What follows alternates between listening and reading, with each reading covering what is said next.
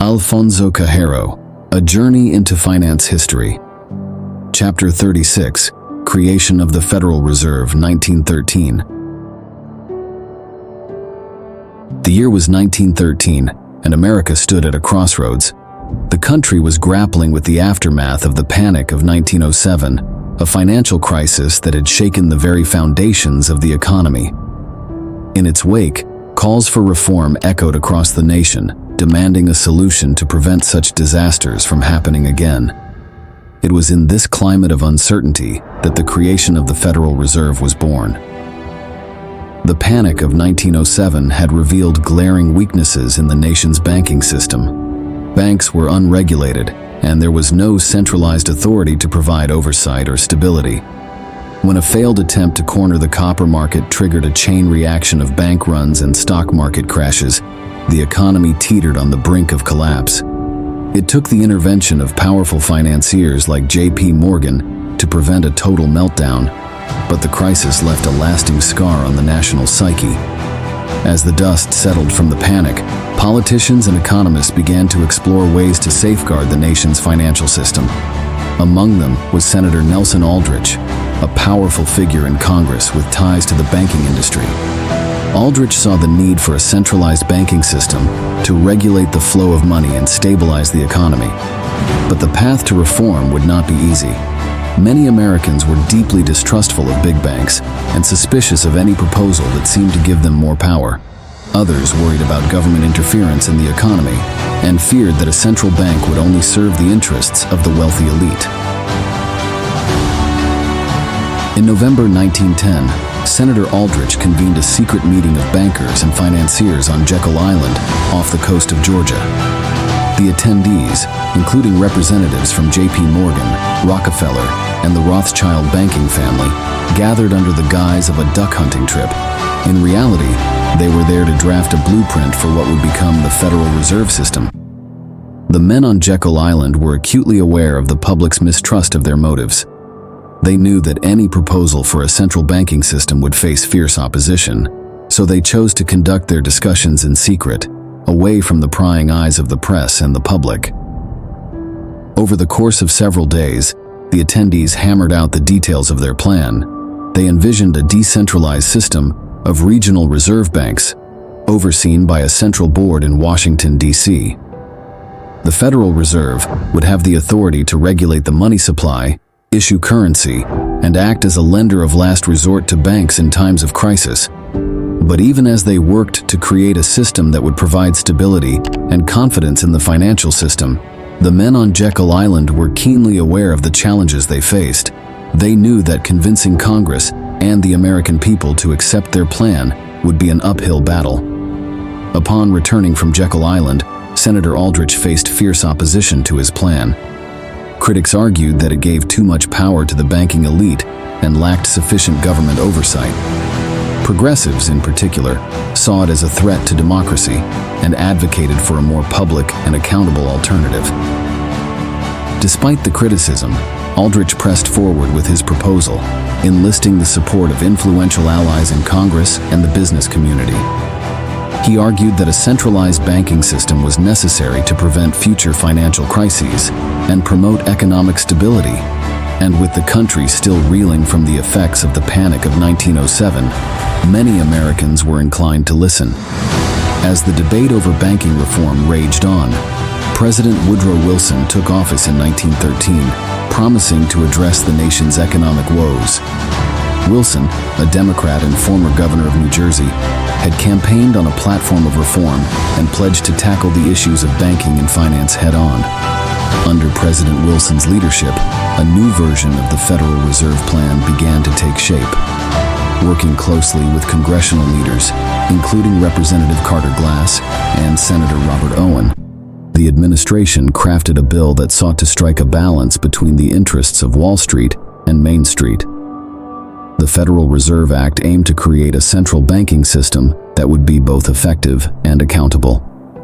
It called for the establishment of 12 regional reserve banks, each serving as a central bank for its respective district. A 7-member board of governors would oversee the system as a whole, appointed by the president and confirmed by the Senate. The legislation also sought to address concerns about the concentration of power in the hands of private bankers. It stipulated that the Federal Reserve would be a hybrid entity with both public and private elements. Member banks would hold shares in the regional reserve banks and elect directors to serve on their boards, while the Board of Governors would be responsible for setting monetary policy and regulating the banking system. The Federal Reserve Act faced a long and contentious journey through Congress. Lawmakers debated the finer points of the legislation, with heated arguments over issues such as the structure of the Federal Reserve Board and the level of government control over the system. Despite the challenges, supporters of the bill remained determined to see it through. Critics of the Federal Reserve Act came from all sides of the political spectrum. Some argued that it did not go far enough in reforming the banking system, while others contended that it represented a dangerous expansion of government power. Progressives, in particular, were wary of the influence of big banks and sought to strengthen the bill's provisions for public oversight and accountability.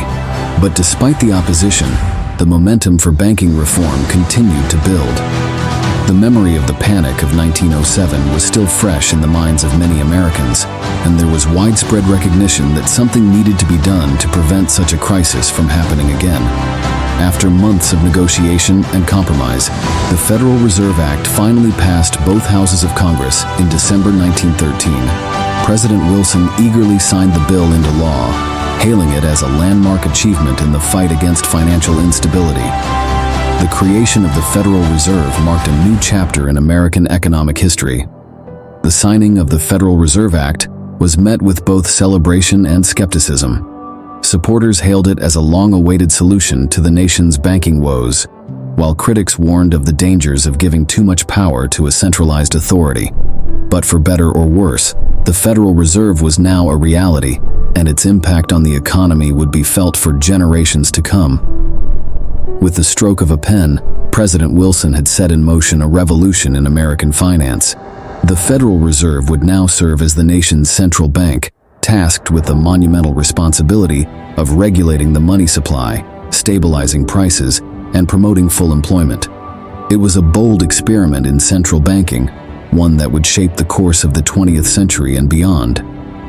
With the Federal Reserve Act now law, the monumental task of establishing the new banking system began. 12 regional reserve banks were established across the country, each serving as a central bank for its respective district. A 7-member Board of Governors was appointed to oversee the system as a whole. The regional reserve banks were strategically located in major cities across the country, from New York to San Francisco. Each bank was responsible for regulating the banks within its district, providing financial services to member institutions, and implementing monetary policy as directed by the Board of Governors. But setting up the Federal Reserve was no easy feat. It required coordination between government officials, bankers, and business leaders, as well as the construction of new infrastructure to support the operations of the regional reserve banks. In the months and years that followed, the Federal Reserve would grow and evolve, adapting to the changing needs of the economy. In its infancy, the Federal Reserve faced a number of challenges. Critics questioned its effectiveness and independence, while the banking industry resisted efforts to rein in its power. The outbreak of World War I further tested the young institution, as it grappled with the demands of financing the war effort and managing the domestic economy. The Federal Reserve also faced criticism from politicians and the public, who accused it of favoring Wall Street over Main Street. Some argued that the Fed's policies were exacerbating income inequality and fueling speculative bubbles in the stock market. Others questioned the wisdom of entrusting so much power to unelected officials with little accountability to the public. But despite the challenges, the Federal Reserve pressed on, determined to fulfill its mandate of promoting stability and prosperity in the American economy. In the years that followed, it would weather numerous crises and controversies, emerging as one of the most influential institutions in global finance.